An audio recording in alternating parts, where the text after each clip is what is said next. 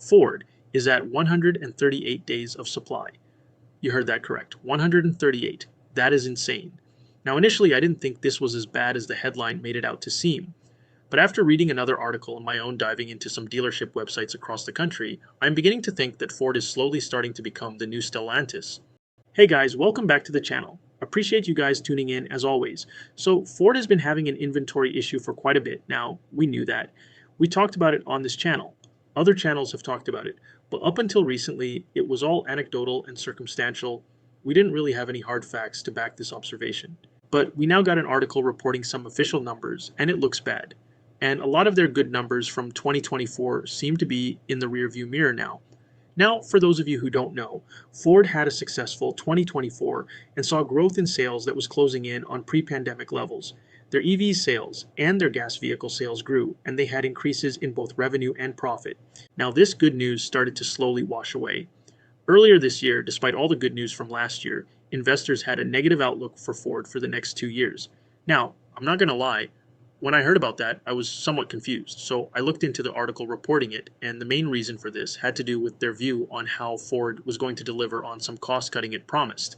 Now my guess is, after all the recalls they had in 2024, their cost cutting is going to have to take a pause until they get their quality under control.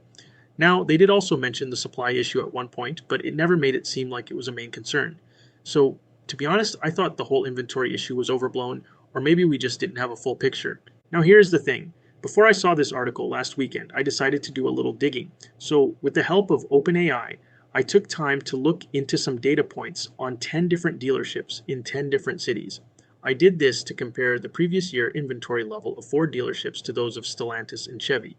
So I made a table and it shows that for the 10 randomly picked Chevy dealerships, the average previous year inventory was 10%, which seemed high until I saw Stellantis dealerships at 30%. However, as bad as both were, Ford blew them out of the ballpark with 57% previous year inventory. Now, I had thought no way this could be representative of Ford's overall inventory. This was probably an anomaly. It's still interesting, so I was just going to present this in a video and let you guys decide for yourselves. But I was not going to make any conclusions until official data was released. This number just seemed way too large. But just last night, I stumbled on an article from Cox Automotive stating that Ford had more than that 57% from my random sample of 10 dealers.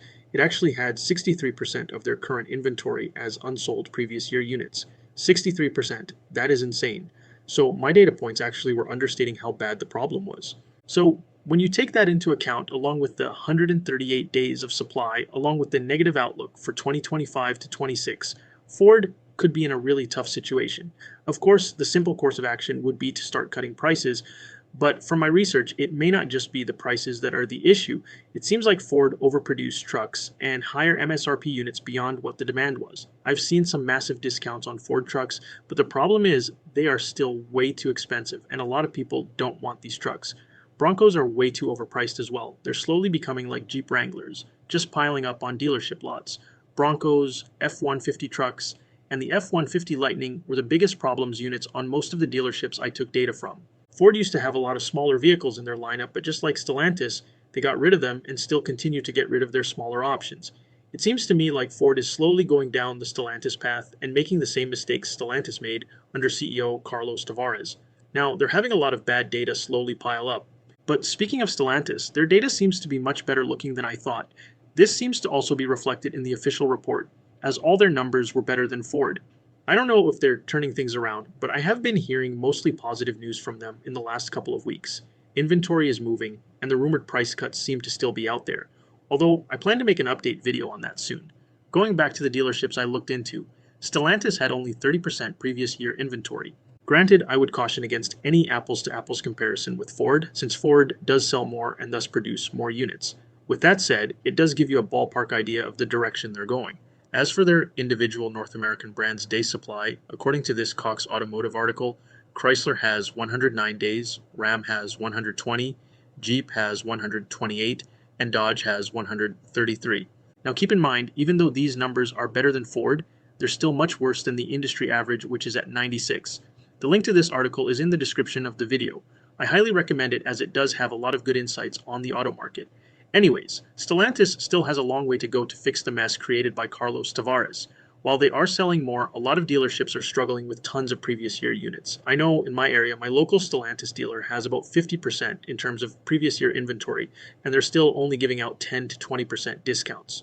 Will Stellantis start getting more aggressive to continue the progress and move inventory? Time will tell, but I do hope they either turn things around or sell those brands off to someone who can.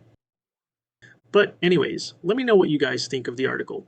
Share your thoughts in the comment section below, and if you liked the video, please make sure to click like and subscribe. See you guys in the next one.